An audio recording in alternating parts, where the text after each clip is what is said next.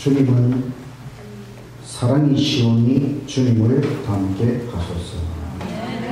참 사랑 가진 자는 늘 기쁨 누리고 또 이웃에게 기쁨을 늘 나눠주도다. 이웃에게 잔소리를 나눠주지 마시고 기쁨을 늘 나눠줄 수 있도록 참 사랑하는 마음으로 살아가시기를 간절히 바랍니다. 오늘은 하나님 100가지 신비 2장, 큰 2장 중에서 큰 2장은 하나님의 창조의 신비, 우주, 하나님 창조하신 우주의 신비, 그리고 우리가 살아가는 이 땅 지구의 신비, 그리고 이 지구의 생명체를 만드신 그 생명의 신비, 생명체 중에서 최고의 생명, 사람의 신비까지 말씀드렸고, 오늘은 사랑의 신비, 이런 제목으로 말씀을 드리겠습니다. 사람은 특별한 존재, 그냥 진화론 학자들이 말하는 우연히 생겨난 존재가 아니고 하나님께서 모든 것은 사람을 위하여 모든 것을 창조하셨기 때문에 사람이 없으면 이 지구 모든 것이 의미가 없습니다. 그래서 사람은 특별한 존재로 하나님께서 창조하셨다.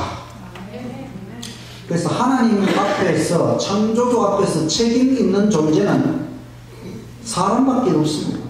하나님께서 어떤 식물에게, 어떤 동물에게 너 왜 이렇게 똑바로 안 사느냐 그렇게 묻지 않습니다. 오직 사람에게만. 그것은 이 사람이 하나님의 창조의 중심이고 특별한 존재이기 때문에 그렇다.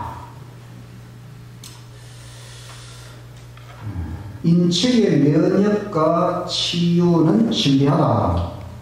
어제 저녁에 계속해서 우리 사람이 얼마나 신비하냐. 우리 인체의 면역 또 치유. 면역이라고 하는 것은 면역이 뭔지 아시죠, 여러분? 우리가 잘못하면 몸이 아플 수 있잖아요. 근데 이제 아프지 않도록 그렇게 하는 걸 면역이라고 그러죠. 우리 인체는 외부 균의 침입으로부터 자신을 방어하는 면역 체계를 갖추고 있어요. 혈액 속에 있는 백혈구, 그 책 잘못됐습니다. 적혈구가 아니고 백혈구. 백혈구는 세균이나 이물질이 들어오면 물리칠. 우리 피 속에 백혈구가 우리 몸에 침입하는 세균, 이물질, 물리치려고 탁 군인처럼 준비를 하고 있다 이겁니다. 우리 몸에는 대식세포라고 하는 게 있는데 이것은 우리 인체에 침입한 이물질을 잡아먹는 그런 세포도 있어요. 또 우리 인체는 한번 싸운 적에 대한 정보, 그거를 우리 면역체계에다가 정보로 딱 남겨놓습니다. 그래서 다음번에 또 똑같은 것이 우리 몸에 침입하면은 이번에는 쉽게 물리친, 지난번에 한번 침입했을 때에 물리친 그 경험을 정보로 딱 남겨놓았기 때문에 거기에 따라서 이번에는 쉽게 물리친다. 그래서 우리가 같은 질병에 다시 잘 안 걸리는 이유다. 그러니까 보통은 한번 병하고 싸우면 이제 그 병은 이제 잘 안 걸리도록 그렇게 되어 있습니다.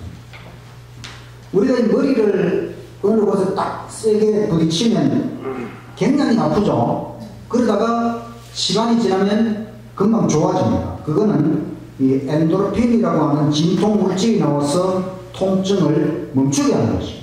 그렇지 않으면 계속 아프겠죠.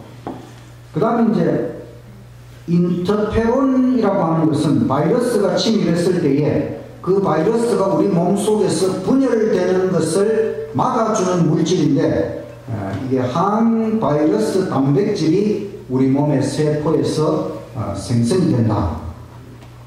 인슐린, 혈당을 낮추는 호르몬이거든요. 이것도 우리의 그 이자, 베타 세포에서 분비가 된다고 해요. 근데 사실은 우리 인체는 많은 호르몬을 자체적으로 생산하고 있는 약국하고 똑같습니다. 참 신기하죠. 우리가 돈 주고 사야 될 것 같은 그 호르몬이나 그런 모든 것들을 우리 인체가 필요하면 스스로 다 만들어내서 사용한다. 질병이 생기는 게 쉽겠습니까? 안 생기는 것이 쉽겠습니까? 자, 원래 우리 몸은 질병이 안 생기도록 만들어졌어요. 여러분들이 지금까지 뭐 병원에 몇 번 가기는 했지만은 그래도 우리 몸이 굉장히 튼튼하죠. 이게 우리 몸이 사실은 하나님께서 얼마나 잘 만드셨는지 원래는 질병이 안 생기도록, 안 생기는 것이 더 쉽도록 하나님께서 만들어 주셨어요. 뼈가 부서지면 병원에 가서 그 의사 선생님이 수술을 하고 기부술을 하고 조치를 해주지요. 그 다음에 그 뼈가 완전히 붓기까지 인체 스스로 그 뼈를 붙이고 치유를 하는 것이지요. 그래서 우리 인체는 스스로 치유하는 능력을 가지고 있습니다. 그래서 우리 인체는 스스로 치유하는 병원이고 의사이다.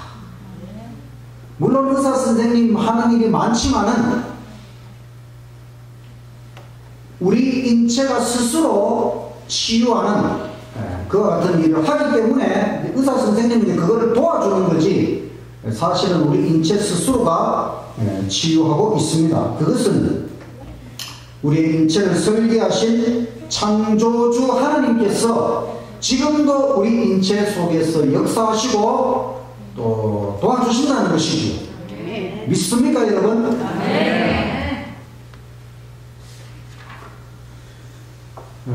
건강 10계명 치료봉사 127쪽에 참된 치료제 8가지를 이야기하고 있어요. 햇빛, 물의 사용, 적당한 식사, 깨끗한 공기, 운동, 휴식, 절제, 하나님의 능력을 의지하는 것, 이것들은 참된 치료제이다. 모든 사람은 천연계의 치유력에 대한 지식을 알고 그것을 적용하는 방법을 알아야 한다. 이 8가지 천연 치료제에 대해서 선지자가 이야기를 하고 있습니다. 저는 이 8가지 천연 치료제를 성경 창세기 1장, 2장, 3장에서 찾아봤어요. 그랬더니 이 8가지가 창세기 1장, 2장, 3장, 성경 처음 3장에 다 나온다는 것입니다. 근데 사실은 8가지가 아니고 저는 이것을 10가지로 생각을 해봤어요. 왜냐하면 이제 10계명도 10가지니까 또 건강에 관한 것도 10가지에 맞추면은 좀 더 쉽게 암기할 수 있지 않을까. 그래서 그 다음에 이제 옛날에 이제 누가 이걸 8가지를 뭐 뉴스타트 이렇게 해가지고 했잖아요. 근데 뉴스타트도 뭐 괜찮지만은 이제 제가 만든 이게 육체 건강을 위해서 5가지, 정신 건강을 위해서 5가지. 그래서 육체 건강을 위해서는 이게 영어로 이제 sunshine, water, eating, exhale, training 요 앞에 있는 글자만 따면은 sweet. 그 다음에 이제 정신 건강은 5가지 rest, obey, 예수, 아담, love 요 앞에 있는 글자만 따면 royal. 그래서 sweet는 달콤한, royal 왕 같은 인생, 달콤한 왕 같은 인생을 살 수 있다. 그래서 육체 건강을 위해서는 첫 번째로 햇빛. 햇빛이 정말 중요하지요. 우리의 건강을 위해서도 적절한 일광욕. 두 번째는 물을 충분히 마시고 또 씻는 것 중요합니다. 그 다음에 식사, 규정된 음식물을 맛있게 섭취하는 것. 그 다음에 생기, 좋은 공기를 호흡하는 것. 또 땀이 나도록 노동을 하거나 운동을 하는 것. 이것이 우리의 육체 건강을 위해서 햇빛과 물과 또 영양분, 그리고 호흡, 좋은 공기, 또 운동을 하거나 노동을 하거나 땀이 나도록 그렇게 활동하는 것. 이것이 우리 육체 건강을 위해 필요한 5가지이고 이것만 잘 해도 육체 건강을 유지할 수가 있다. 그럼 정신 건강을 위해서는 휴식, 밤에는 휴식을 취해야 돼요. 또 안식일에는 안식을 해야 됩니다. 그 다음에 순종, 하나님께서 선악과를 먹지 마라. 순종하는 것, 절제하는 것, 대단히 중요한 것입니다. 정신적 건강을 위해서. 그 다음에 하나님께서 생명과는 먹어라. 생명과는 지금 없어졌지만 완전히 없어진 것은 아닙니다. 지금의 생명나무는 바로 예수님. 예수님은 생명의 떡이라고 했기 때문에 지금 우리에게 여전히 생명의 떡, 생명과 예수님을 날마다 먹고 마시는 것. 이것이 우리 정신 건강에 대단히 중요한 것입니다. 그 다음에는 아담이라는 말은 다른 말로 하면 사람입니다. 사람답게 살아. 우리가 하나님의 형상으로 지어진 최고의 존재로서 사람에 걸맞게 살아가는 것.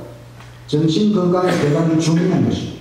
사랑, 하나님께서 서로 사랑하며 돕고 살라. 남자와 여자에게 그렇게 말씀하셨어요. 그래서 이 5가지 적절한 휴식을 취하고 또 절제하고 또 예수님을 항상 먹고 또 사람답게 살고 또 서로 사랑하며 살아가는 이 5가지가 우리의 정신 건강에 대단히 중요한 것이다. 하나님께서 이 10가지 우리의 육체 건강, 정신 건강을 위해서 필요한 것을 무슨 뭐 대단한 노력을 하거나 뭐 엄청난 값이 나가거나 그런 것이 아니죠. 우리가 얼마든지 우리 생활 속에서 얻을 수 있는 아주 쉽고 또 간단한 것들을 통해서 우리가 건강하게 살아갈 수 있도록 항상 건강하게 살아가도록 건강법칙도 지키며 살게 되시기를 간절히 바랍니다. 결혼은 신비하다. 창조주 하나님께서 남자, 여자를 만드셨지요. 그 다음에 아담과 여자 하와가 결혼을 했습니다. 그때 남자는 아담뿐이고 여자는 하와뿐이기 때문에 선택의 여지가 없었습니다.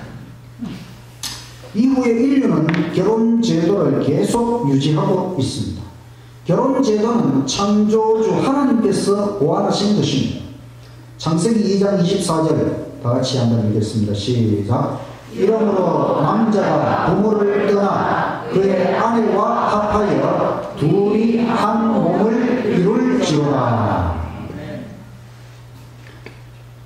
부모를 떠나가는 것입니다. 결혼을 한다는 것은 이제 부모님의 그 영향력에서부터 어느 정도 독립을 하고 독립된 가정을 이룬다는 것입니다. 이 말씀의 뜻을 우리가 잘 이해를 해야 돼요. 그렇다고 해서 부모에 대한 공경의 의무가 없어진 건 아니죠. 결혼을 해도 여전히 부모님을 공경해야 되지만 부모는 이 결혼한 자식의 그 가정을 너무 또 가까이 두려고 하면 안 됩니다. 어느 정도 독립성을 보장을 해야 돼요. 이제는 그들이 또 하나의 독립된 가정으로 살아갈 수 있도록 그렇게 해주는 것도 대단히 중요한 것입니다. 이래서 부모를 떠난 이 남자와 또 아내가 합하여 둘이 한 몸을 이루는 것. 일부일처 한 남자와 한 여자의 영원한 결합, 그것이 결혼입니다. 남편과 아내는 한 몸, 일체가 되는 것입니다. 부부는 한 몸, 둘이 합쳐서 하나가 되는 것입니다. 하나님은 삼위일체, 부부는 이위일체입니다. 이게 아주 적절한 예가 될 것 같아요. 우리가 하나님이 삼위일체다, 분명히 성부, 성자, 성령인데 일체라고 하는 것처럼 부부도 남편과 아내가 분명히 있지만 이위일체 부부가 되어서 삼위일체 하나님을 맛보라는 것입니다. 한 몸, 한 마음, 영원히 하나로 살아야 한다. 삼위일체 하나님은 원래부터 일체입니다. 그러나 이위일체 부부는 만들어져 가는 일체, 그 재미, 결혼은 신비한 것입니다. 부부는 신비하다. 부부는 이위일체, 한 남자와 한 여자가 만나서 하나가 되었어요. 이제 어떻게 살아야 할까? 하나로 살아가는 것입니다. 부부는 어떻게 살아야 되는가 하면 삼위일체 하나님처럼 살면 되는 것입니다. 하나님은 성부, 성자, 성령 삼위일체 하나님이십니다. 세신격체는 사랑이십니다. 세신격체는 사랑으로 하나, 일체, 일심이십니다. 세신격체는 서로의 위격을 높이십니다. 세신격체는 결코 떨어질 수 없습니다. 마찬가지로 부부는 사랑으로 완전한 하나가 되어야 합니다. 부부는 서로를 존중하고 서로를 높여야 하는 것입니다. 부부는 결코 떨어질 수 없습니다. 영원한 하나, 둘이서 하나가 되어서 한 곳을 바라보는 것입니다. 그것은 바로 예수님을 바라보고 천국을 바라보고 삼위일체 하나님을 영원히 바라보며 살아가는 부부가 되어야 된다. 그래서 부부도 삼위일체, 신랑, 신부, 하나님 안에서 신랑, 신부, 하나님 삼위일체가 될 수 있다. 부부의 덕목 세 가지, 제가 결혼 주례사를 준비해 봤습니다. 주례사는 준비해 놓았는데 누가 주례를 부탁하는 사람이 별로 없어가지고 나이가 좀 들면 또 저도 주례를 좀 할 수 있지 않을까 생각합니다. 부부의 덕목 세 가지. 사람의 일생 중에 가장 중요한 일이 무엇일까요? 결혼입니다. 결혼을 하면 신랑 신부는 인생의 끝까지 평생을 함께 살아야 하기 때문입니다. 결혼은 신랑 신부가 평생을 함께 살겠다는 약속입니다. 그 약속을 지키기 위해서 신랑 신부가 부부로서 지켜야 할 덕목이 많이 있어요. 그 중에 세 가지만 말씀을 드리면, 첫 번째는 사랑, 서로 변함없는 사랑. 예수님께서 그런 말씀을 하셨지요. 하나님께서 짝지어 주신 것을 사람이 나눌 수 없다. 결혼이라고 하는 것은 하나님께서 짝지어 주셨다. 이런 믿음을 가지고 신랑 신부가 결혼을 해야 하는 것입니다. 그래야 서로 끝까지 믿고 신뢰할 수 있는 사랑이 되는 것이지. 신랑은 신부를 바라보면서 나에게는 오직 당신뿐이다. 당신이 나의 전부다. 이런 마음을 가져야 돼요. 그 다음에 신부도 신랑을 향해서 나에게는 오직 당신이 최고다. 당신이 전부다. 이런 마음을 가져야 돼요. 그래서 100년이 지나도 변함없는 사랑, 신랑과 신부는 각오를 해야 됩니다. 1000년이 지나도 변함없는 영원한 사랑, 남편과 아내는 결심해야 하는 것입니다. 부부의 덕목 첫 번째는 서로 변함없는 사랑. 그리고 부부의 덕목 두 번째도 사랑입니다. 서로 존중하는 사랑. 사도 바울이 그런 권면을 하셨지요. 우리가 조금 전에 교동문에서 읽은 대로 아내는 남편에게 복종하라. 어떻게 복종해야 되는가 하면 우리가 예수님께 하듯이 복종하라. 아내는 남편을 존중해야 돼요. 남편도 아내를 존중해야 됩니다. 부부간에도 예절이 있어야 됩니다. 남자와 여자는 성격이 원래 다릅니다. 많이 달라요. 책 중에 화성남자 금성여자 하는 책 이런 거 보셨어요? 화성남자 금성여자, 이 책 한번 읽어볼만 해요. 지구 이쪽 옆으로는 금성이 있고 저쪽 옆으로는 화성이 있어요. 근데 남자는 화성에서 온 사람이고 여자는 금성에서 온 사람이다. 그만큼 남자와 여자는 서로 다른 별에서 왔을 만큼 다르다는 것입니다. 남자와 여자는 서로 다르기 때문에 서로를 보충해 줄 수 있는 것이죠. 남자와 여자가 서로 다르기 때문에 부부가 되어 한 몸이 되면 비로소 완전한 사람이 되는 것입니다. 부부가 서로 성격이 안 맞으면 어떻게 해야 될까요?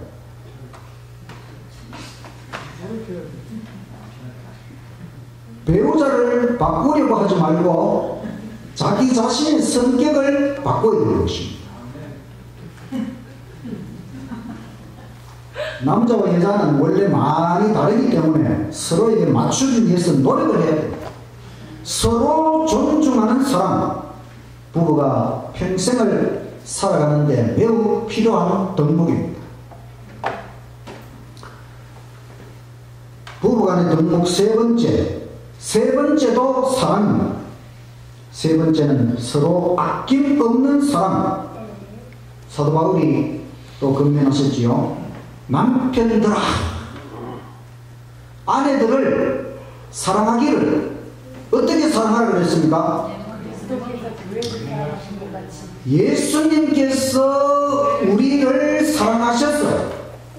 자신의 몸을 아낌없이 우리를 위해 주신 것처럼 남편은 아내를 그렇게 사랑해야 된다는 것입니다. 사랑은 아낌없이 다 주는 것입니다. 신랑은 신부를 위해 아낌없는 사랑을 베풀 준비를 해야 됩니다. 남편은 아내를 위하여 자신의 모든 것을 아낌없이 베풀어 사랑해야 하는 것입니다. 그러면 아내도 남편을 위하여 자신의 모든 것을 아낌없이 베풀어 사랑하게 되는 것입니다. 신랑과 신부는 서로 아낌없는 사랑을 무한정 베풀며 살아야 합니다. 이것이 최고의 사랑이죠. 부부간에 지켜야 할 덕목 세 가지. 첫째도 사랑, 둘째도 사랑, 셋째도 사랑, 오직 사랑. 서로 변함없는 사랑, 서로 존중하는 사랑, 서로 아낌없는 사랑. 이 사랑만 올바르게 실천된다면 정말 이 세상에서 최고의 부부가 될 수 있을 것이다. 이미 늦었습니까? 늦지 않았습니다. 하나님의 말씀은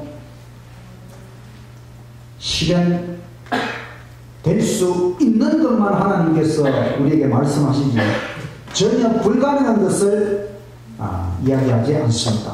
늦었다고 생각하지 마시고 내가 이제 죽을 때가 다 됐는데 어떻게 또 이런 사랑을 해볼까 생각하지 마시고 예수님 안에서 한번 노력해 보시기를 바라겠습니다. 자녀는 신비하다. 아버지의 정자 하나, 어머니의 난자 하나, 두 개가 만나서 하나의 세포, 수정란이라고 하는 세포를 만듭니다. 이 수정란 세포는 바늘 끝으로 찍은 점보다 작아요. 눈에 보이지 않죠. 근데 그 속에 사람이 들어있습니다. 3분의 1점은 아버지를 닮았고 3분의 1점은 어머니를 닮았고 3분의 1점은 자신의 독특함을 가진 새로운 사람, 자녀가 탄생하는 것입니다. 신기한 일입니다. 부모는 신기하게 탄생한 자녀를 아낌없이 사랑해야 됩니다. 자녀가 무슨 힘으로 이 세상을 살아가겠습니까? 그것은 부모로부터 받은 사랑입니다. 그 부모의 사랑, 그것이 힘이 되어서 자녀가 살아가는 원동력이 되는 것이다. 저도 지금까지 인생을 살아오면서 가만히 생각해 보니까 부모님께서 저에게 베풀어 주신 그 사랑, 그 신앙, 이것이 없었으면 제가 결코 오늘의 제가 될 수 없다고 하는 것을 생각하게 됩니다. 제가 재림교회 안에서 모태 재림 성도로 태어나서 이렇게 살아왔지만 타락하고 세상적으로 타락하고 싶을 때도 많이 있었어요. 근데 조금 타락하다가도 부모님의 사랑과 부모님의 신앙을 생각하면 다시 돌아오게 되고 인생을 포기하고 싶어도 부모님을 생각하니까 그렇게 할 수가 없었어요. 결국은 부모님의 사랑, 부모님의 이 신앙이 이 인생을 살아가도록 자녀가 인생을 살아가는데 최고의 힘이 바로 부모의 사랑으로부터 온다고 하는 것을 깨닫게 되었습니다. 창조주 하나님께서 우리 사람의 본성 속에 사랑을 새겨놓았어요. 근데 이 사랑이 죄로 말미암아 타락한 이후에 이 사랑의 본성 대신에 이기심이 가득 차게 되었어요. 그렇지만 부모가 자녀를 사랑하는 그 본성, 그것은 다 사라지지 않고 많이 남아있습니다. 그래서 우리가 부모가 자녀를 사랑하는 것, 본능적으로 사랑하는 그것은 많이 남아있어요. 그것은 창조주 하나님의 깊은 배려라고 생각합니다. 우리가 부모로서 그 신기하게 탄생한 우리의 자녀를 한없이 사랑하고 아낌없이 사랑해서 이 자녀들도 인생을 포기하지 않고 하나님 안에서 끝까지 믿음으로 살아가도록 자녀를 한없이 사랑하는 부모들이 되시기를 간절히 바랍니다. 사랑은 신비하다. 우리 사람 인생에 최고 가치가 있다면 무엇일까요?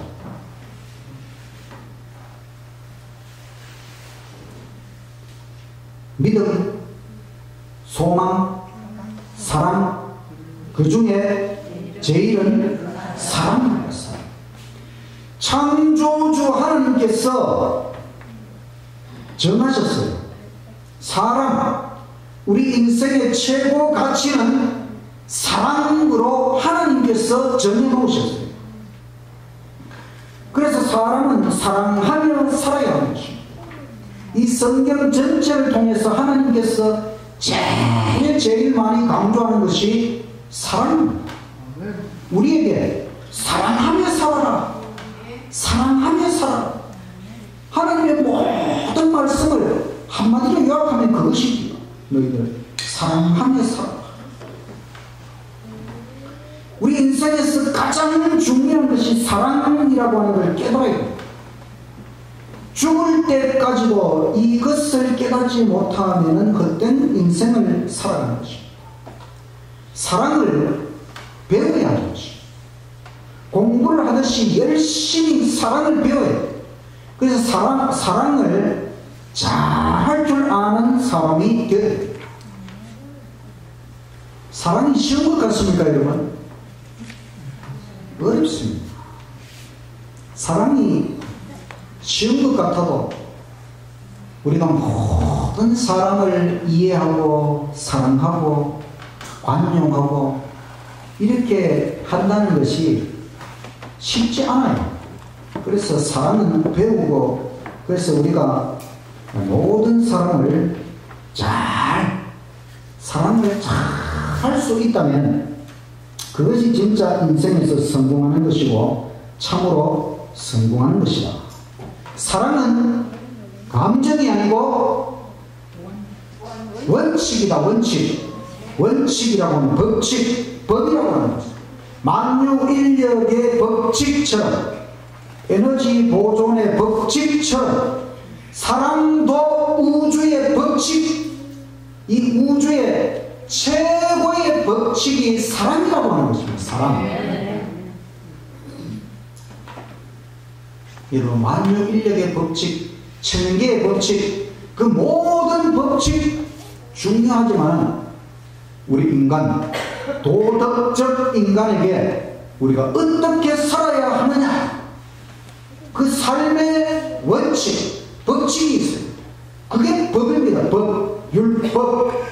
사랑하며 살아야 된다. 이게 우주의 최고 법칙. 이게 바로 하나님께서 우리에게 주신 법. 지금은 십계명, 근본 정신, 사랑입니다. 사랑.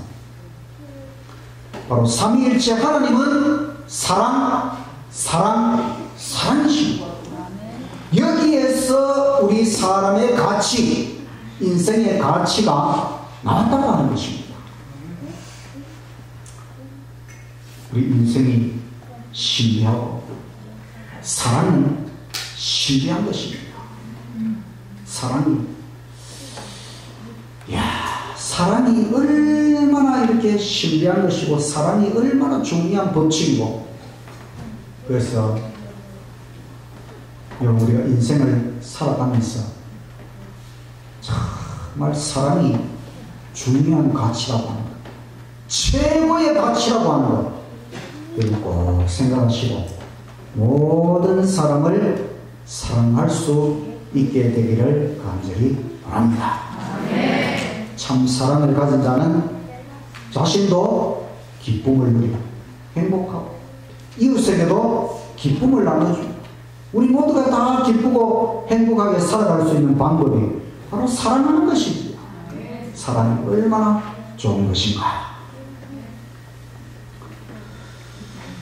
이제 마지막으로 안식일은 신비하다. 제가 이 2장 전체를 통해서 하나님의 창조, 하나님께서 창조하신 것들을 순서대로 신비한 것들을 하나씩 살펴보았습니다. 마지막으로 안식일. 왜냐하면 하나님 모든 걸 창조하시고 마지막에 안식일을 제정하셨습니다.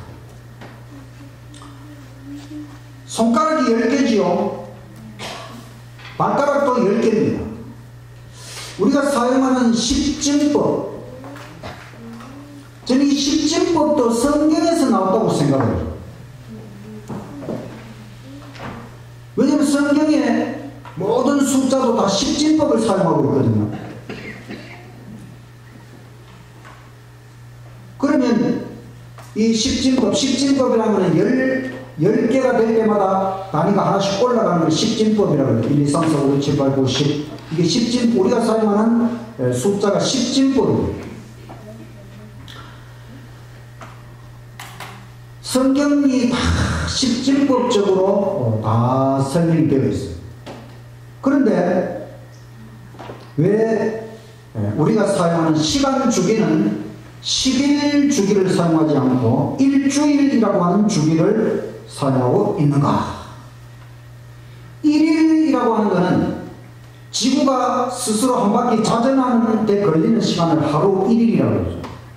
한 달 그러면 이 달이 지구를 한 바퀴 공전하는 데 걸리는 시간을 한 달이라. 1년 그러면 이 지구가 태양을 한 바퀴 공전하고 돌아오는 데 걸리는 시간이 1년입니다. 그런데 1일, 한 달, 1년 이거는 다 이 전체의 운행과 관련이 있다면 그러면 우리는 일주일이라고 하는 시간 단위를 가지고 계속 일, 월, 화, 수, 목, 금, 토 이 일주일 단위를 사용하고 있느냐?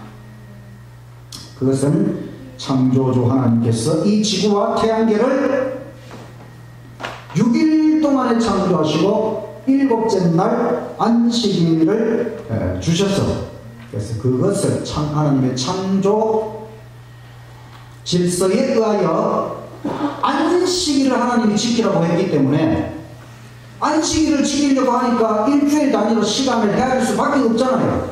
그렇죠?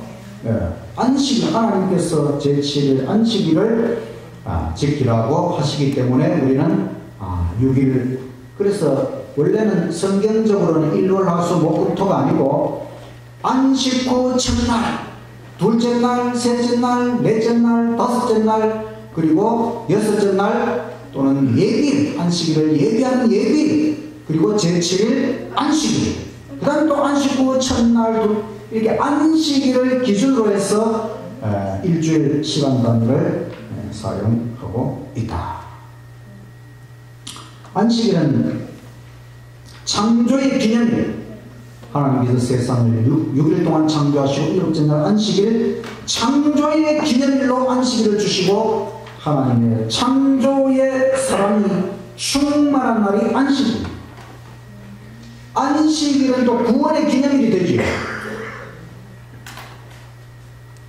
예수님께서 이 세상 창조 사업을 금요일에 마치시고 안식일에 안식하심으로 창조를 기념하신 것처럼 십자가의 구원도 금요일에 다 이루었다 마치시고 토요일 안식일 무덤에서 안식하심으로 이 안식일이 구원의 기념일도 되도록 예수님께서 의도하셨다. 그래서 안식일은 예수님의 구원의 사랑이 충만한 날이 안식일이다. 또 안식일은 영생사역의 기념일. 이사야 66장 22절 23절에 보면 새하늘과 새 땅, 새하늘과 새 땅이 이 지구지요. 지구. 우리가 하늘나라 가서 천년 살고 천년 왕국 이후에 이 지구에 내려오면 유황불 심판 이후에 하나님께서 이 지구에 새하늘과 새 땅을 창조하시고 새하늘 새 땅에서도 매 안식일 하나님 앞에 우리가 경배를 드린다. 그래서 안식일은 하나님의 영생 사역을 기념하는 예배. 그래서 안식일은 하나님의 3대 사역, 창조와 구원과 영생을 기념하는 3중의 기념일로서 영원토록 우리가 안식일을 지키게 되는 것이죠. 일요일에 이런 의미를 부여할 수 있을까요? 일요일에 이런 하나님의 창조, 구원, 영생 사역을 그 의미를 부여할 수가 없는 것입니다. 그래서 안식일은 하나님의 사랑이 충만합니다. 하나님의 창조의 목적은 사랑입니다.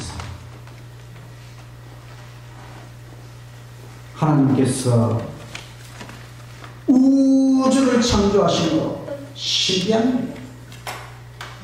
이 지구를 창조하신 것 신비합니다. 그리고 이 지구에 생명체가 창조되었다고 하는 것 신비합니다. 그 생명체를 다스리도록 사람을 만들어주신 것 신비합니다. 사람은 특별한 존재로 만들어진 것이죠. 그런데 그 사람이 뭘 하면서 살아갈 것이냐? 사랑하면서 살아간다. 그래서 창조의 목적은 사랑입니다.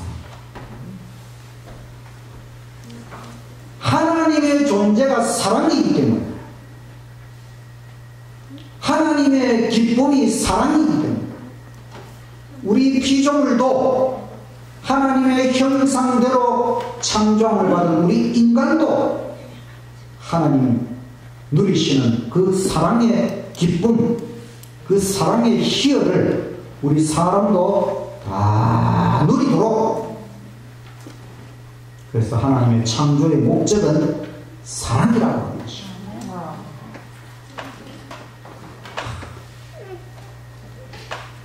이런 엄청난 결론을 진화론이 내릴 수 있을까요? 무신론이 이런 엄청난 결론을 내릴 수 있을까요? 이런 의미 있는 목적을 하나님 없이, 창조주 없이, 성경 없이 절대로 우리 인간에게 이런 가치를 부여할 수가 없는 것이죠. 우리가 하나님을 섬기기 때문에, 하나님의 존재를 깨달았기 때문에, 성경을 통해서 하나님의 창조에 대하여 깨달았기 때문에 우리는 하나님의 창조의 목적이 사랑이라고 하는 이 엄청난 결론에 도달하게 되는 것입니다. 여러분, 이 세상에서 우리가 잘 먹고 잘 사는 게 목적이 아니고 사랑하며 행복하게 기쁘게 사는 것이 진짜 목적이라고 하는 것입니다. 하나님께서 우리에게 이 사랑의 신비, 사랑의 가치가 실현되도록 이 사랑을 깨뜨림으로 말미암아 선악의 대질투가 시작되었고, 이제는 우리가 진정으로 우리가 회복된다고 하는 것은 이 하나님의 창조의 사랑에 걸맞도록 우리가 다 진정으로 사랑할 수 있는 그런 사람으로 바뀌어져. 그러면 우리가 다시 하나님의 영원한 사랑의 나라 천국에 가서 사랑의 하나님과 함께 영원히 살 수 있다고 하는 것, 이걸 생각하시고 이 땅에서 사랑을 잘 할 수 있는 사람으로 날마다 바뀌는 저와 여러분이 되시기를 간절히 바라면서 말씀을 마치겠습니다.